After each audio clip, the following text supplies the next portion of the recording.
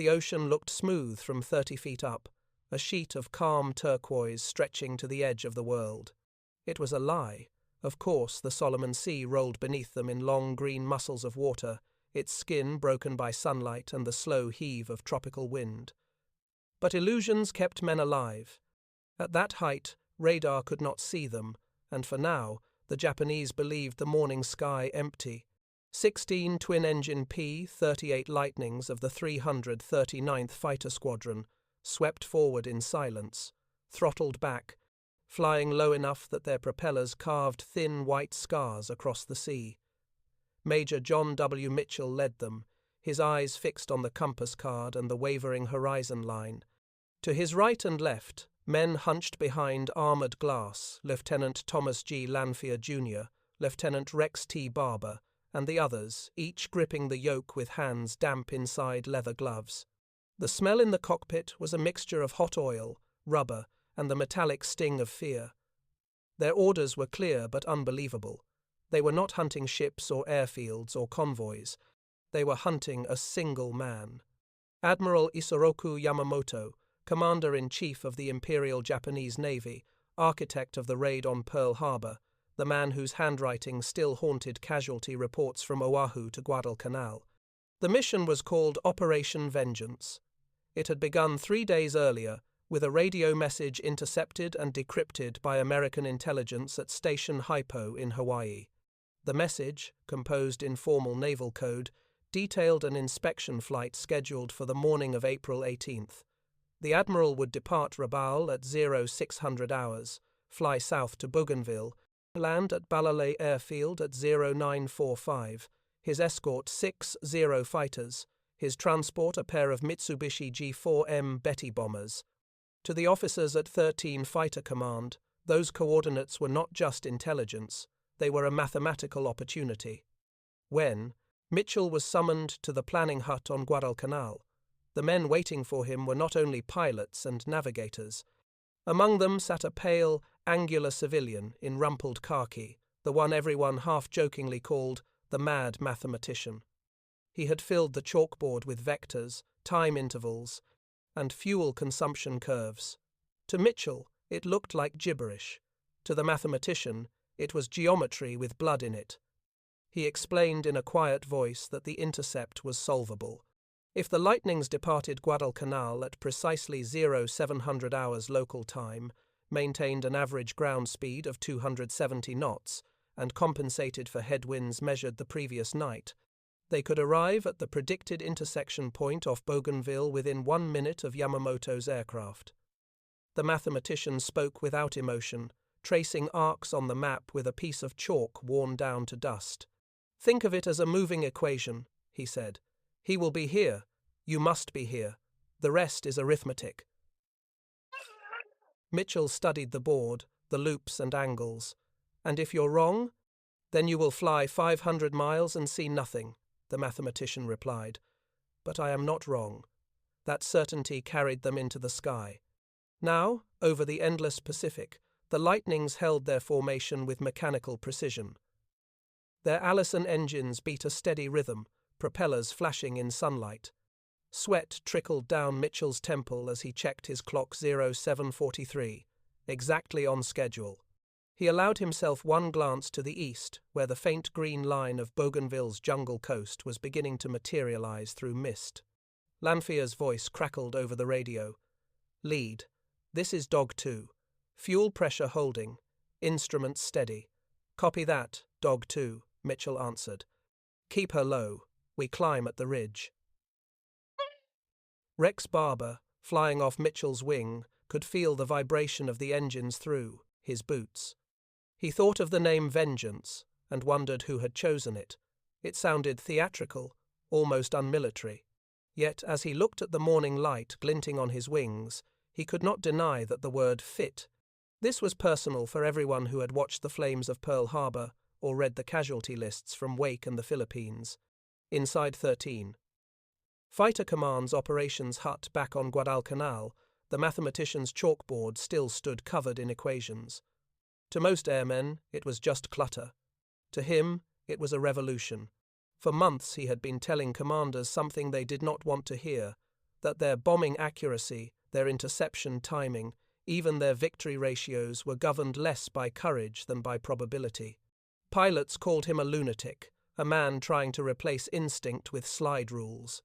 He called them blind. "You are aiming at the wrong thing," he kept repeating. "You measure heroism, I measure error." The officers had laughed until missions planned by his numbers began to hit. Bombing runs that once scattered ordnance across jungle now warped their patterns straight through enemy fuel dumps. Fighter sweeps that once missed contact now met the enemy at precise intercept points. He had no uniformed rank, only results. The same logic lay hidden inside the route the P-38s now flew. Every turn, every speed change, every altitude correction came from his table of figures. The pilots thought of it as navigation. In truth, it was mathematics weaponized. At 0748, they reached the northern edge of Bougainville and began to climb. Throttles forward, the twin engines roared, the airframe shuddered. Altimeters unwound upward, 1,000, 2,000, 5,000 feet. The jungle canopy below unfolded like a green sea. Ahead, a narrow clearing marked the coast near the small inlet called Empress Augusta Bay, exactly where the formula predicted. Mitchell keyed his mic. "All flights, level, out, eyes sharp. They'll be coming from Rabaul on a straight line east-southeast." Silence answered him.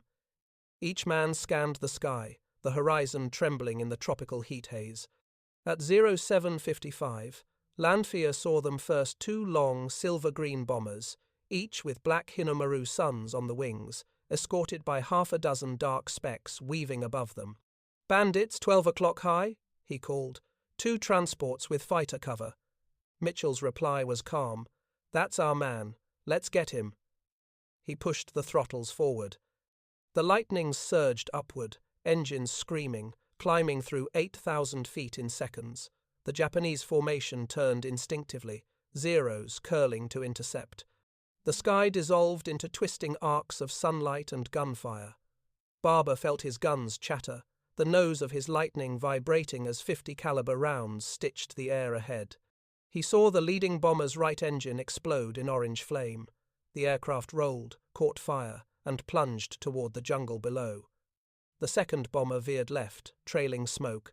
In less than 2 minutes it was over. The jungle canopy swallowed the wreckage. Somewhere inside that falling inferno was Admiral Yamamoto. As the lightnings wheeled south toward home, Mitchell checked his fuel. Barely enough for the return across open water, but his voice when he called the formation was steady. "Mission accomplished.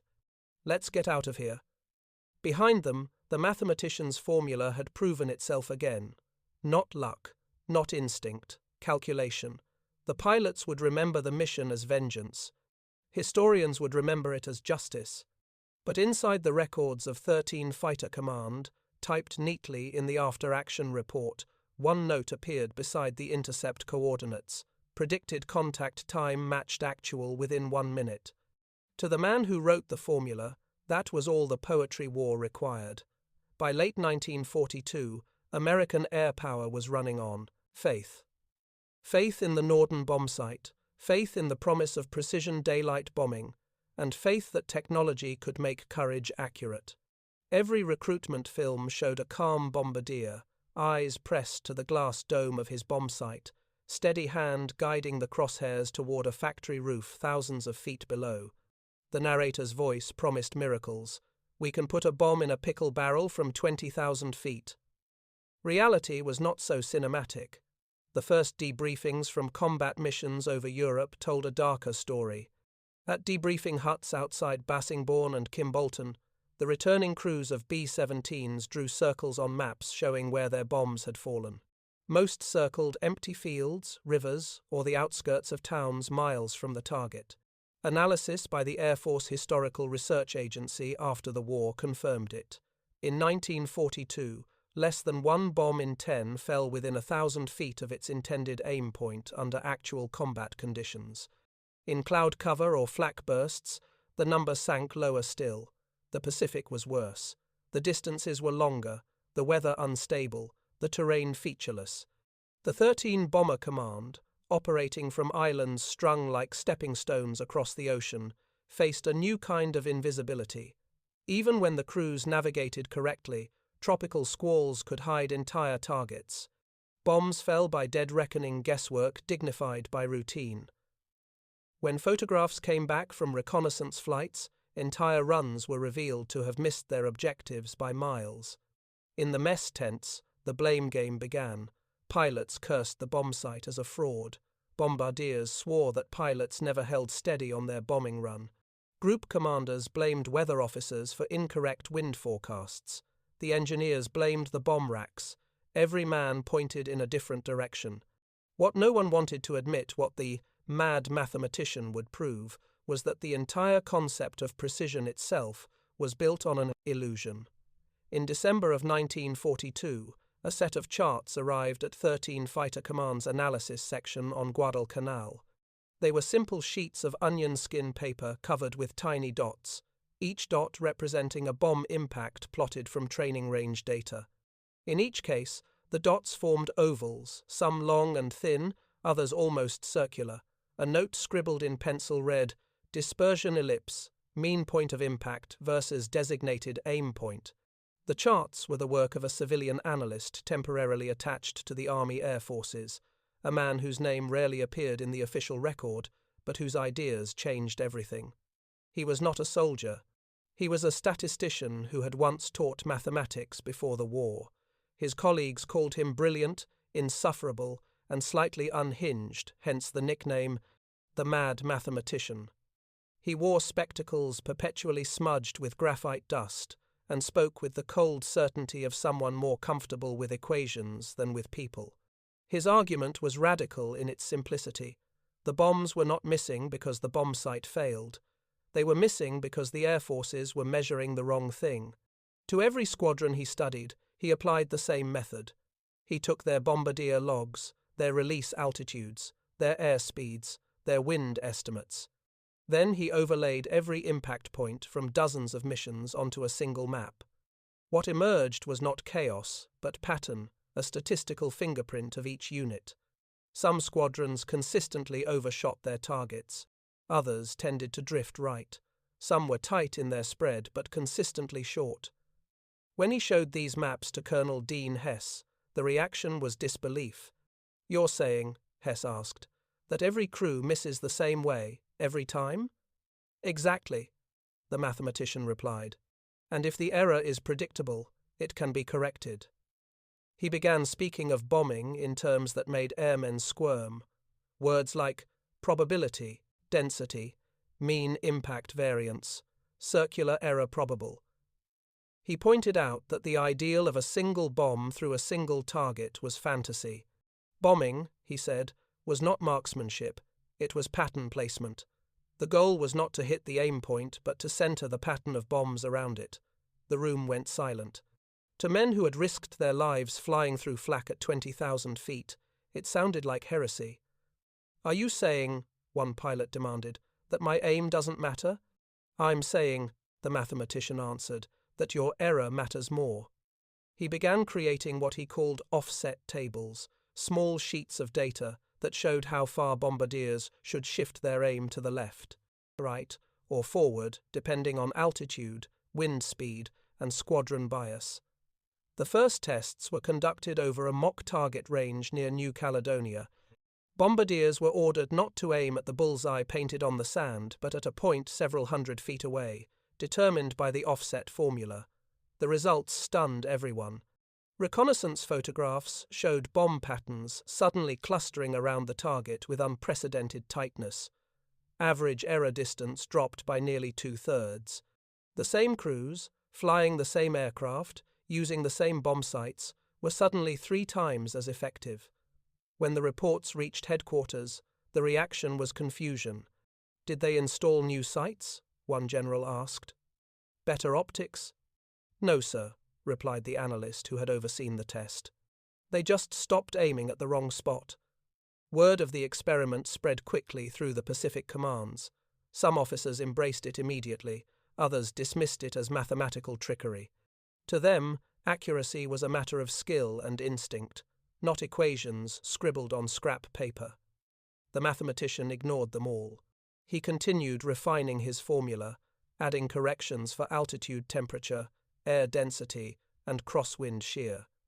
He turned the chaotic business of war into an exercise in predictive geometry. But even he understood that data alone would never convince the fighter and bomber elite. They needed proof in blood and steel, a mission that would show, unmistakably, that mathematics could kill.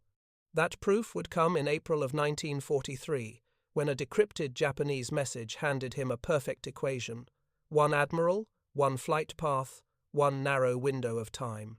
Inside the analysis hut on Guadalcanal, he drew a long diagonal line on a chart of the Solomon Islands, marking the course of Yamamoto's aircraft from Rabaul to Bougainville.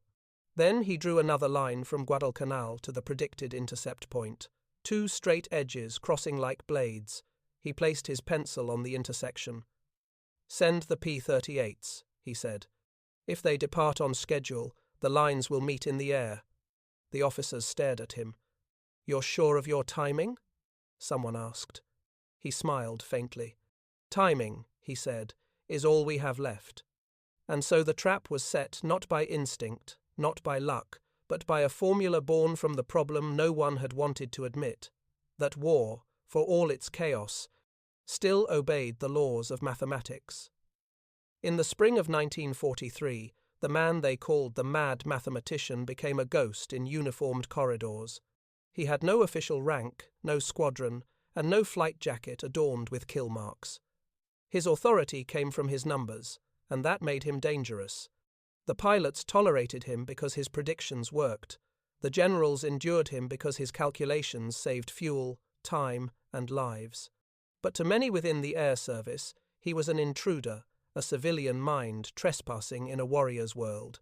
His real name seldom appeared in records, hidden behind technical memoranda and unsigned statistical appendices filed under operations research. He was not a pilot, but he had spent long nights inside the cockpits of grounded B-25s, measuring vibration frequencies with stopwatches and slide rules.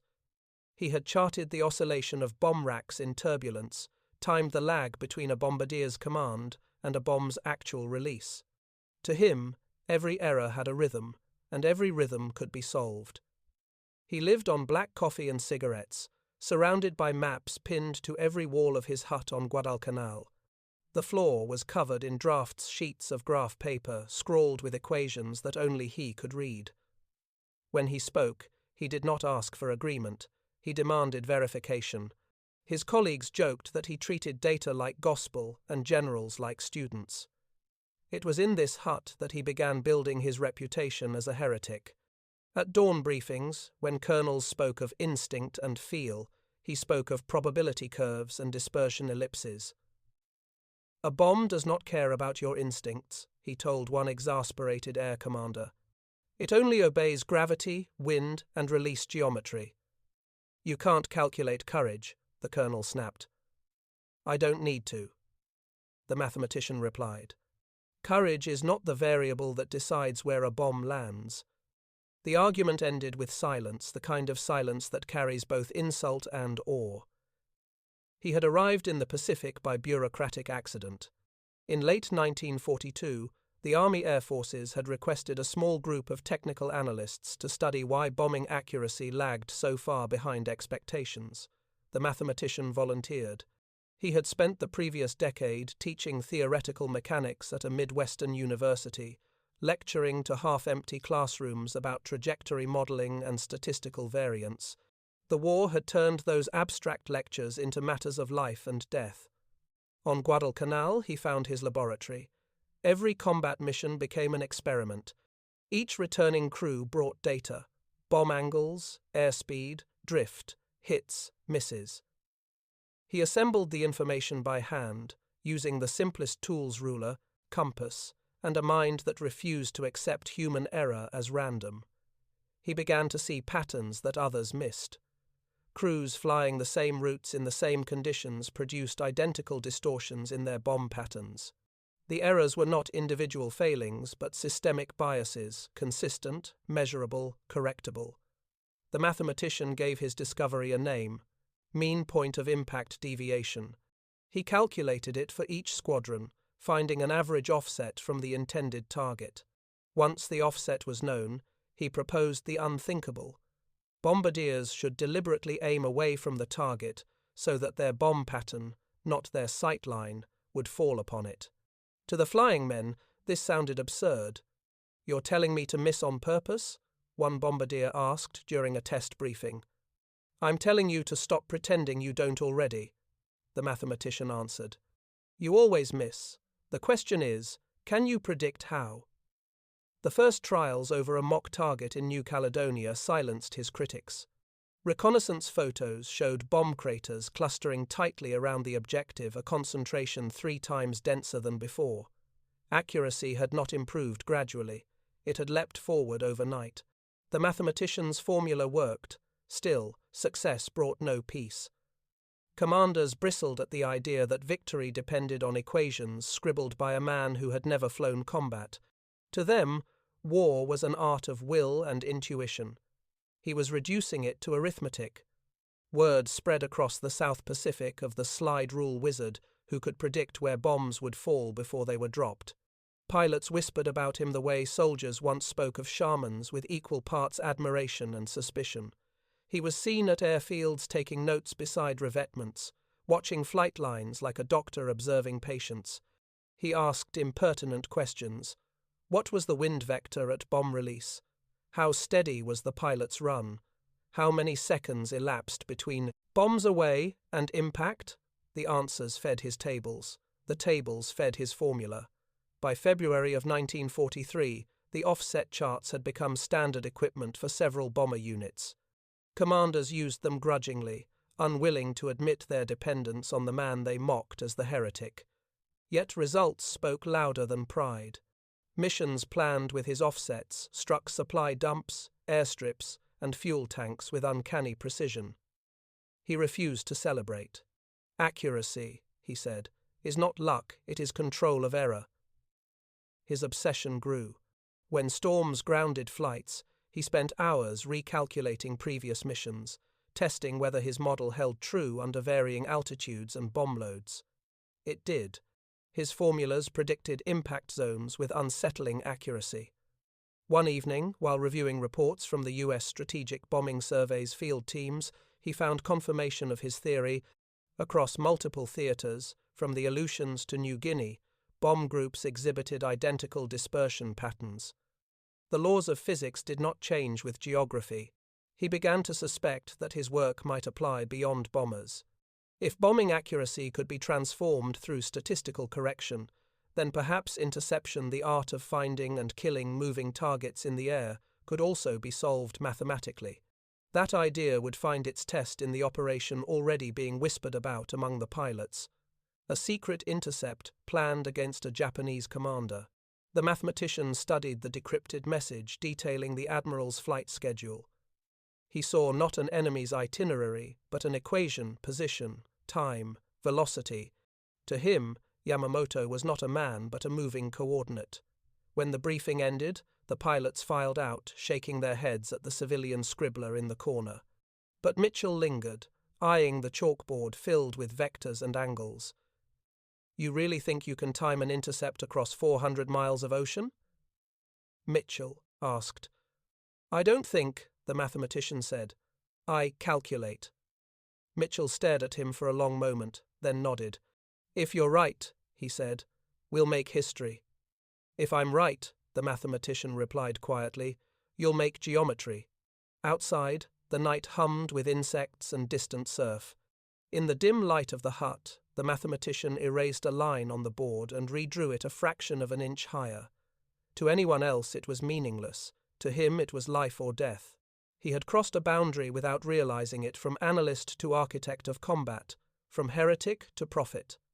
In the next dawn's mission, his calculations would leap from chalk to sky, and the world would discover that numbers could kill with greater precision than any gunsight ever built. At dawn on April 18th, 1943, the hut on Guadalcanal was nearly silent, except for the scratching of chalk. The mathematician stood before the blackboard, sleeves rolled up, hair dishevelled, his fingers coated in white dust. The air smelled of sea salt and kerosene. Outside, mechanics fueled the P-38s, the metallic rhythm of pumps echoing like a slow heartbeat. Inside, the mathematician refined the final numbers, the geometry of death. He had been awake all night, recalculating wind vectors and drift factors based on reconnaissance reports. The data had arrived after midnight from weather observation stations strung across the Solomon Islands. Crosswinds at 5,000 feet, 8 knots west-southwest. Predicted headwind en route to Bougainville, 12 knots.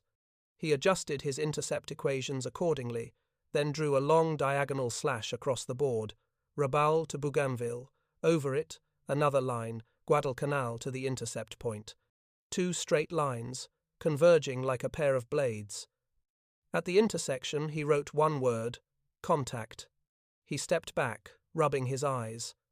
The numbers felt right, the way a composer might feel the balance of a chord. It was not intuition, it was harmony between data points. He was confident enough now to put his reputation and 16 American pilots on the line. Colonel William Mathis, commanding XIII Fighter Command, entered the hut just after 0500 hours. "You look like you've been up since the last war," he said. "I might be fighting the next one," the mathematician answered. Mathis studied the board. "You're sure about these coordinates?" "Within 1 nautical mile," the mathematician said. "If Major Mitchell holds course and speed, the P-38s will reach the intercept point at 0743 local time. Yamamoto's transport will be there within 60 seconds. Mathis frowned. 60 seconds over 400 miles of ocean. You're betting men's lives on that. The mathematician tapped the chalk against the board. "No, Colonel. I'm betting on arithmetic."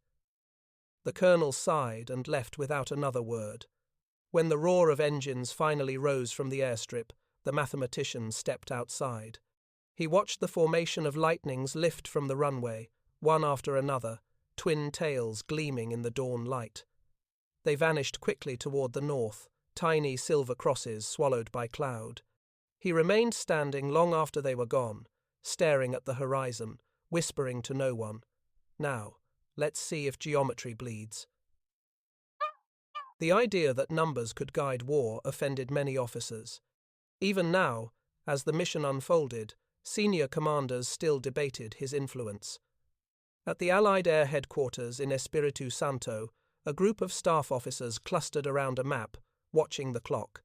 One of them, a veteran of air campaigns over Europe, muttered, "You can't fight with equations." Another replied, "You can't win without them."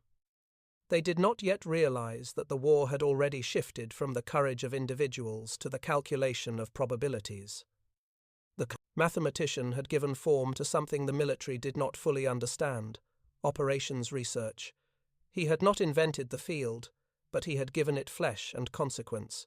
Before the war, such methods had been academic curiosities confined to laboratories and statistical journals. Now, on this tropical island, they were about to determine the outcome of one of the most daring intercepts in military history. He had learned early that men trusted machines more than mathematics. A gun sight looked real, a formula looked like sorcery, so he cloaked his method in practical language. He spoke not of probability, but of efficiency, not of statistical variance, but of target concentration. Behind those words lay the cold precision of his mind, the belief that war could be optimized like a factory. Process. When the radio crackled to life at 0900 hours Guadalcanal time, a single coded phrase came through. Package delivered. The mathematician froze. His heart began to hammer in his chest. He knew the message meant one thing: confirmation. The intercept had succeeded. Reports would take hours to arrive, but he already understood what the numbers implied. The lightnings had met Yamamoto's convoy at the exact intersection predicted. There was no joy in him, only relief, the satisfaction of a hypothesis proven true. He walked outside again and stared toward the sea. For a moment, the world seemed quiet, almost reverent. The air was heavy with humidity, the sky blindingly white. Somewhere, hundreds of miles north, a Japanese admiral's body was burning in a jungle clearing, brought down by arithmetic. The after-action reports arrived the next morning. typed sheets, smudged with grease and sweat. The summaries were clinical, but the details carried an undercurrent of disbelief. Time over target, 0743. Visual contact with enemy aircraft, 2. Mitsubishi G4M transports, 60 escorts. Intercept initiated. Results, both transports destroyed. Further confirmation came days later from coast watchers on Bougainville. They had found the wreckage of Yamamoto's plane, torn apart among the trees.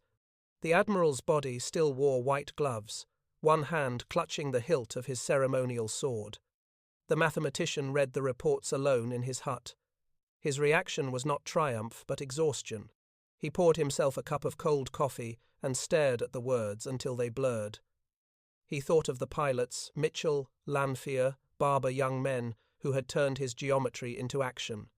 He thought of Yamamoto, who had once studied at Harvard, who had warned his superiors that war with the United States would be a mistake because, as he had said, they have more steel, more oil, more everything.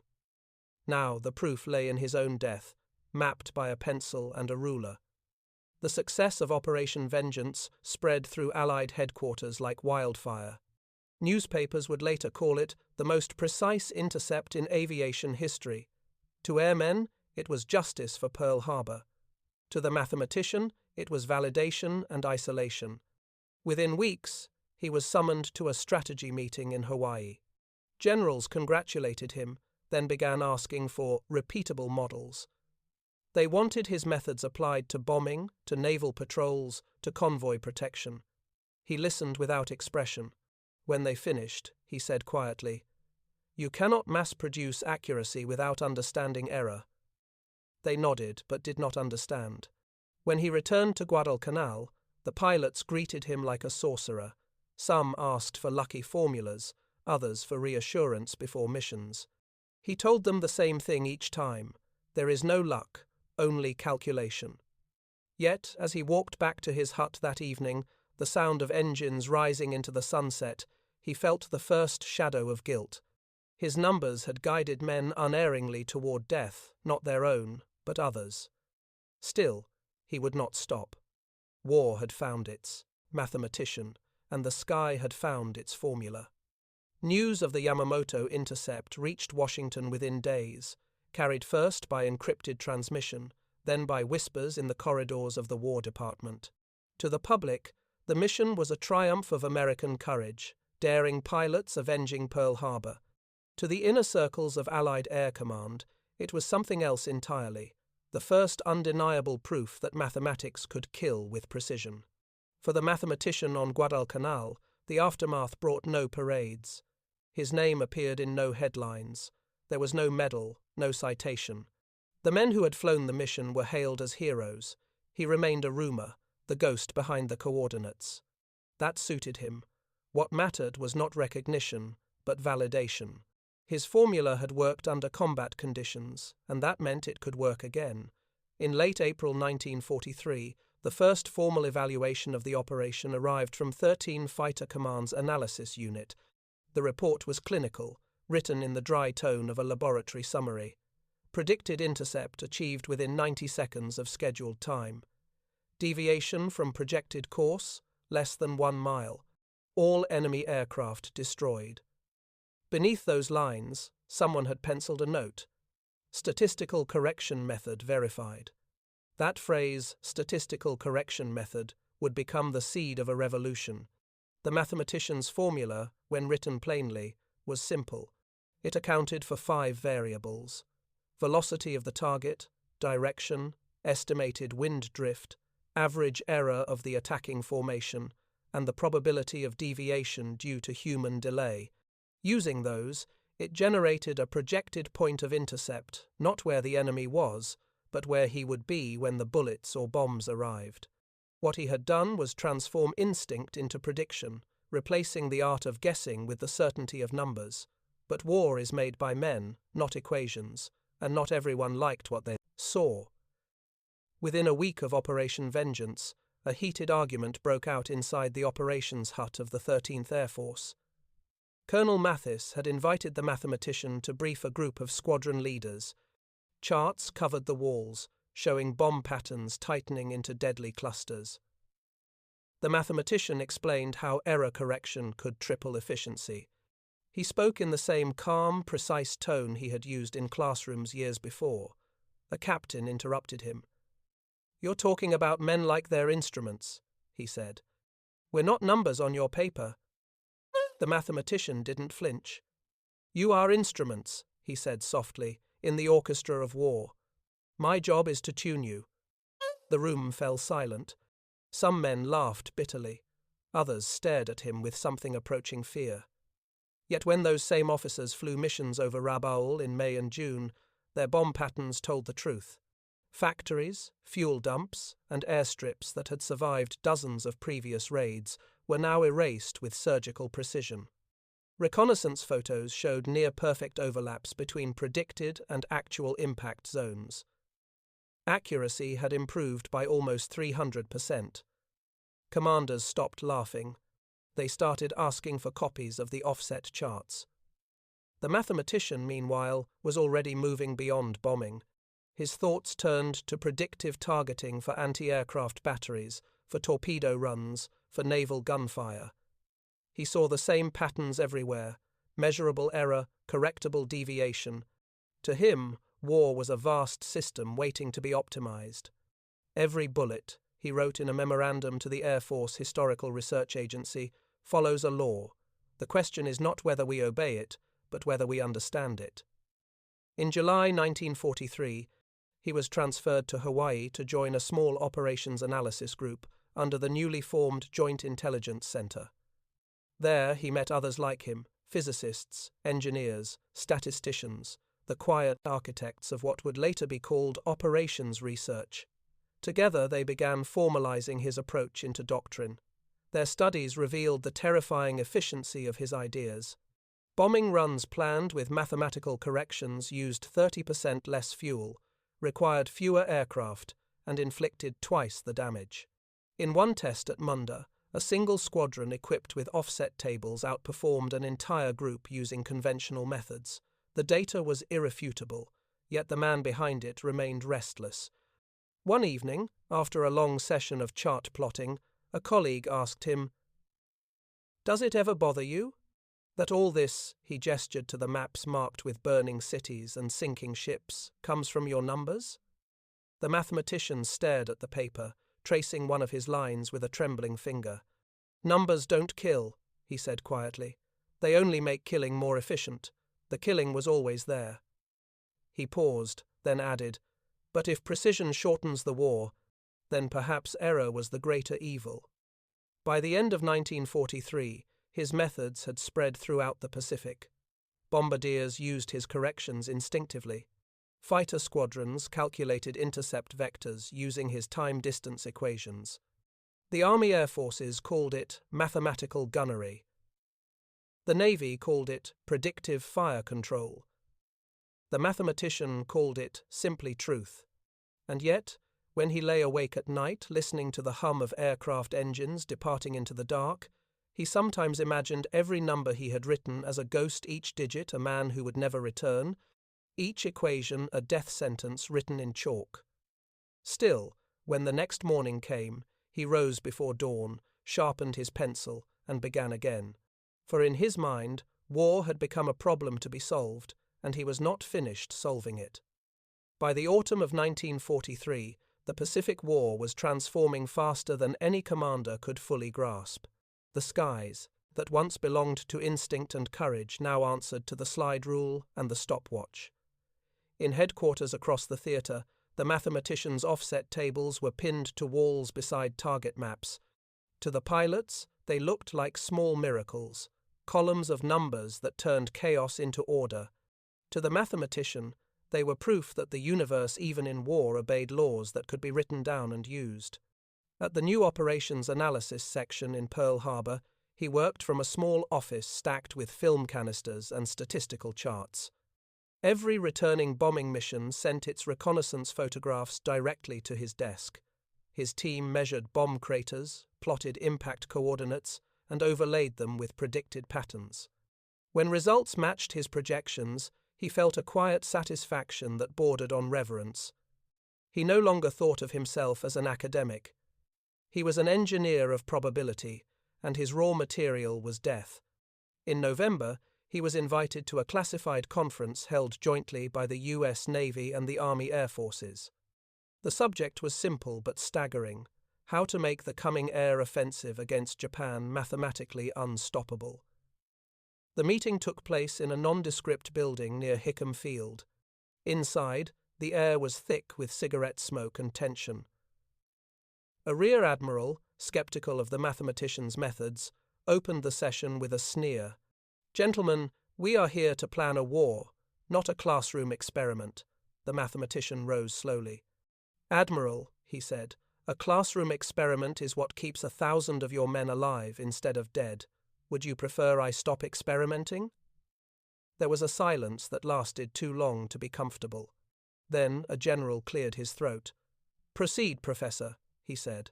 On the wall, the mathematician hung a map of the Pacific, a vast mosaic of ocean and islands, threaded with black lines of flight paths. Then he unrolled a transparent overlay of fine circles and ellipses. "This," he said, pointing to the patterns, "is the truth of our bombing." He explained that each circle represented a probable impact zone based on altitude, airspeed, and wind conditions. Where the circles overlapped, destruction was certain. "We have been treating bombing as a point problem," he said. "When it is a field problem, we aim for one building, but we should aim for the center of probability." The generals leaned in. The admiral frowned. "What are you proposing?" someone asked. "I propose that we stop chasing precision and start embracing predictability," the mathematician said. "War is not about single hits. It is about density of effect." His words unsettled the room. The old guard still clung to the myth of the lone bombardier guiding a single bomb through the clouds. But the mathematician spoke of waves of probability, of thousands of bombs forming patterns like ripples in water. "A single bomb is luck," he said. 1,000 bombs are certainty. When the meeting ended, the generals left in uneasy silence. But within weeks, his philosophy began shaping mission planning for the new B-24 and B-29 campaigns. His models predicted how weather patterns over the Japanese home islands would distort bombing runs. His tables guided formation spacing to maximize coverage while minimizing overlap. It was all numbers cold, detached, terrifyingly effective. Back in his office, he began keeping a notebook, written not in equations but in words. Its title, scrawled in pencil, was The War of Equations. In it, he confessed what he could not tell his peers.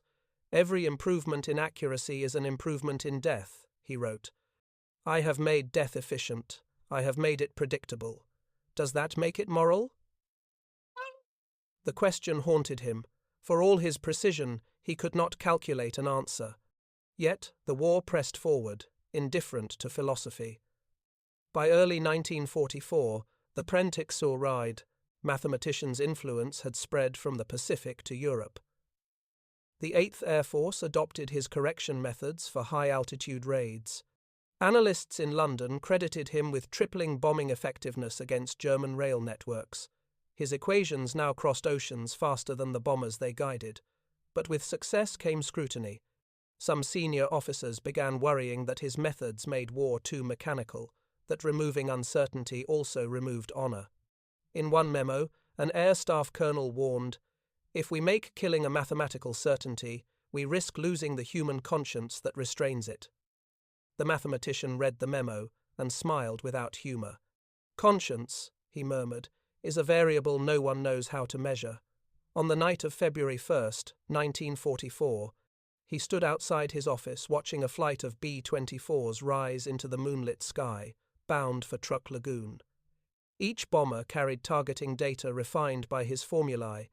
Each bomb was part of a perfect pattern waiting to unfold. He imagined the geometries spreading in the darkness, arcs, ellipses, concentric rings of destruction. He thought of the men inside those aircraft, trusting numbers they would never see.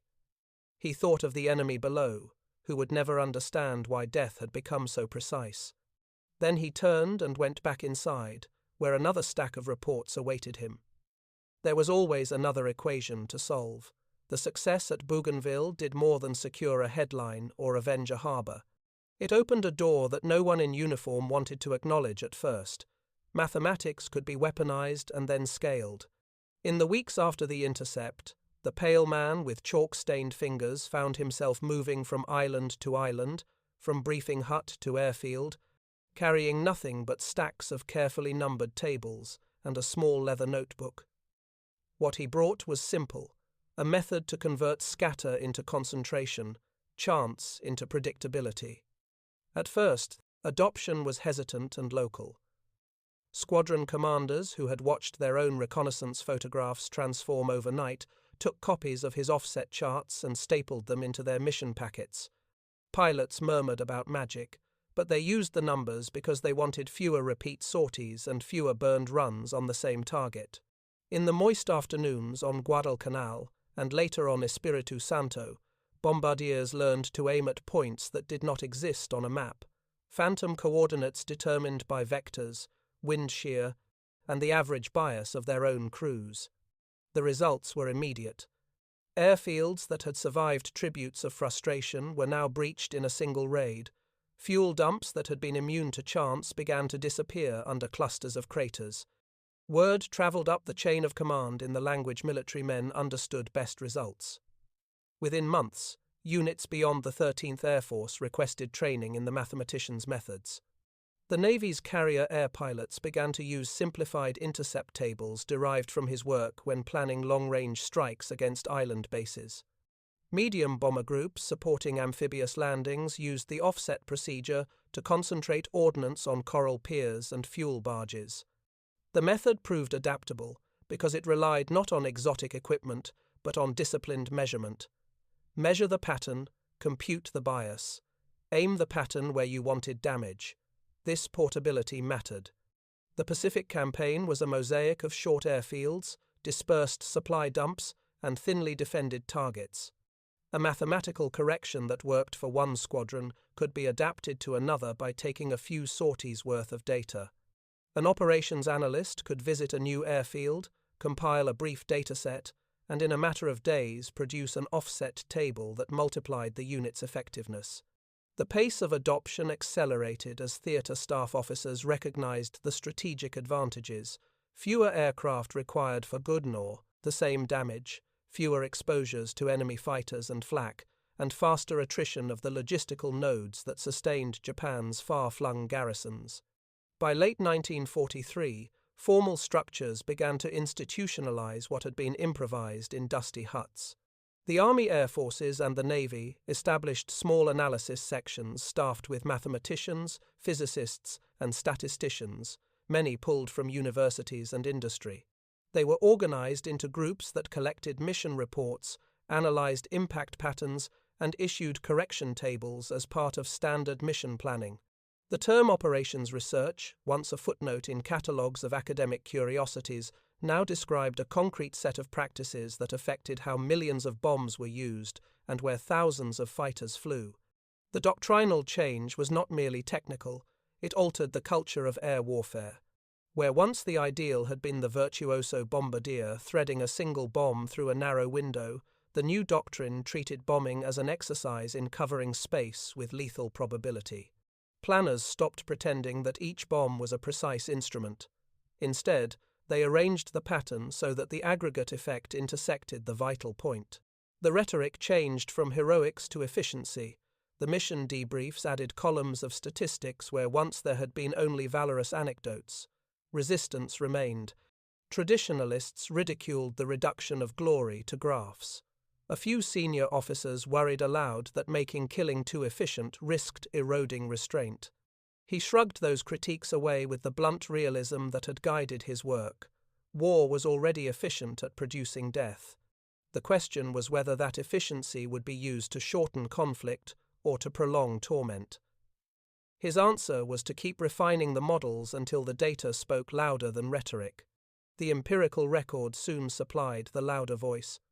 The post-war U.S. Strategic Bombing Survey and theater-level reports compiled after the conflict documented stepwise improvements in bombing effectiveness in multiple campaigns. Analysts identified sudden jumps in destructive concentration that correlated with the adoption of corrective methods and tighter pre-flight data collection. Where previously months of harassment had been required to render a target unusable, the new procedures often achieved similar results in weeks or even single sorties when conditions allowed. The mathematics did not make the bombs smarter, it made the planners smarter about where the bombs would fall. Beyond the Pacific, the technique migrated. In the European theatre, analysts adapted offset tables for high-altitude runs over Germany, where wind shear and formation drift had been vexing problems. Carrier task forces in the Central Pacific used predictive strike geometry to coordinate strikes on fleeting targets, timing approach vectors and altitudes so that bomber and torpedo runs converged on the same lethal locus. Coastal reconnaissance pilots used similar statistical thinking to place depth charges where submarine wake patterns most often led. Perhaps the most consequential legacy was institutional. The rush to apply analytical thinking to operational problems seeded a generation of scientist-soldiers. Universities, industry laboratories, and military schools began to supply personnel trained not only in calculus, but in the messy art of turning data into operational directives. After the war, many of these analysts carried their methods into civilian planning, logistics, and industry, embedding the logic of operations research into peacetime economies. The mathematician who had once been mocked as a heretic watched, with an ambivalence that never fully left him, as his techniques migrated from killing into building. The expansion was not without moral friction. Commanders had to wrestle with questions their chalkboards could not answer. When does efficiency become callousness? How much precision was necessary to destroy an enemy while limiting civilian suffering? He offered no elegant moral calculus. His contribution was narrower and colder. He gave the military an instrument and, simultaneously, a problem. By making destruction predictable, he forced those who wielded it to confront the consequences of their choices more directly. By the end of 1944, the arithmetic of war had been rewritten. Where once the arm of fate had seemed capricious, it now followed lines a pencil could draw. The mathematician's tables were no longer curiosities. They were standard issue. The air commanders who had once dismissed him read his memos with grudging respect. The pilots who had once called him mad called him, when the night was quiet and the engines cooled, a man who had given them an edge they could measure in lives saved and targets neutralized. He had begun as an outsider with chalk and little else. He had ended, in the span of a year, as the architect of a new warfare logic, one where probability, not bravado, decided whether the next mission would find its mark. The war rounded a corner that had nothing to do with a new aircraft or a fresh bomb. It turned on a formula written in a backroom and carried into the sky by men who trusted numbers the way they trusted each other. When victory in the Pacific finally came, the mathematician was nowhere near the celebrations. He sat alone in a dimly lit operations hut on Guam, surrounded by stacked mission logs, film reels, and rows of statistical tables that had once determined where destruction would fall. Outside, soldiers were firing flares into the night sky, their cheers echoing across the humid airfields. Inside, he felt only exhaustion, a bone-deep weariness that numbers could not quantify. He had won his proof, but he had lost his anonymity. After the success of his methods across the Pacific and Europe, his name, once buried in the footnotes of operational reports, began to circulate among senior strategists. The U.S. Army Air Forces, eager to formalize its new science of prediction, summoned him to Washington. There, in rooms heavy with cigar smoke and post-war ambition, he briefed generals and industrialists who wanted to know how mathematics could serve the peace as efficiently as it had served war. He spoke softly, without rhetoric. "Gentlemen," he said, pointing to a chart, "the formula doesn't know the difference between destruction and delivery. It measures deviation, not morality." They nodded politely, but missed the warning. The transition from combat to bureaucracy was brutal. The war had given his mind purpose. Peace gave it bureaucracy. He was assigned to a joint committee studying strategic air power in future conflicts. Its members wanted doctrines, not doubts. They wanted to distill his equations into procedures that could be taught to officers and replicated by machines. He tried to explain that his formulas depended on human judgment on the small, chaotic imperfections that made averages meaningful. Without that friction, the numbers were sterile. War is a stochastic system, he told them. It needs randomness to exist. Perfect predictability is not victory, it is paralysis. Few understood him. To the new generation of planners, his equations were not warnings, they were tools. They dreamed of wars fought entirely by mathematics, wars in which probability would replace risk. Within a year, his statistical tables had been reclassified as weapons effectiveness models. His offset methods became the foundation for ballistic testing and early missile guidance research.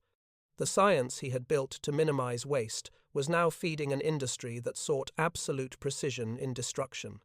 He began to wonder whether the real enemy had not been Germany or Japan, but entropy itself, and whether by conquering it he had given mankind something far more dangerous than bombs. In late 1945, he returned briefly to Guadalcanal at his own request. The base was nearly deserted now, its airstrips overgrown, its huts abandoned. He walked through the shell of his old workspace, where faded chalk lines still marked the blackboard. The word contact was faint but visible, scrawled in his handwriting from 2 years earlier. He ran his fingers across it. The dust felt cold. Outside, a rusted P-38 lay half buried in sand, its twin tails jutting from the weeds like the bones of some mechanical creature. It was a relic of the war his mathematics had helped refine, and a reminder that precision had its own ghosts. He sat beside it until nightfall, watching the stars emerge one by one. For the first time in years, he allowed himself to think not of vectors or wind drift, but of the men who had trusted his numbers: Mitchell, Lanphier, Barber, and of the admiral whose death had proved his theorem. Was it triumph or tragedy that a life could end exactly on schedule? When he returned to the United States, he declined offers from universities and defense contractors. He took a teaching post at a small technical college far from Washington, where he lectured on applied mathematics to classrooms half filled with veterans on the Bill. He never mentioned the war, but sometimes, in the quiet between lectures, he would draw diagrams on the chalkboard arcs converging on a single point, and the students would wonder why their professor stared at them so long, lost in thought, before erasing them with his sleeve. They did not know that those lines had once mapped the trajectory of death across an ocean. He published a few papers in the late 1940s, all couched in neutral language, optimization of pattern dispersion in probabilistic systems. But anyone who read closely could see the shadows between the equations. His colleagues admired the precision of his work, but sensed a melancholy behind the math. When asked about his wartime contributions, he would smile faintly and say, "I taught people how to miss the right way." The legacy of his ideas grew without him. By the early years of the Cold War, his concepts of error correction and predictive offset had become embedded in missile targeting, radar tracking, and the emerging field of systems analysis. Entire departments in the Pentagon now carried titles that echoed his wartime experiments: operations, evaluation, statistical targeting, systems optimization. He received letters inviting him to consult. He ignored them all. For the rest of his life, he kept a single page from his old offset table pinned above his desk, the same chart that had guided Operation Vengeance. On its corner he had written a simple inscription in pencil: "All lines meet somewhere." Visitors assumed it was a philosophical note, but for him it was both confession and conclusion. The lines of data, the trajectories, the bombs, the lives, they had all converged once over Bougainville at 0743 hours, April 18th, 1943, and in that intersection of time, space, and mathematics, the world had quietly changed. When he died in 1961, the Army's records listed him as a civilian consultant, technical. No medals, no monuments, only a box of papers sealed and forgotten in the archives. But among those who understood, he was remembered by another name, the invisible architect of accuracy, the man who taught the Allies how to aim at the wrong thing so they could finally hit the right one. In the end, his formula had done what he promised.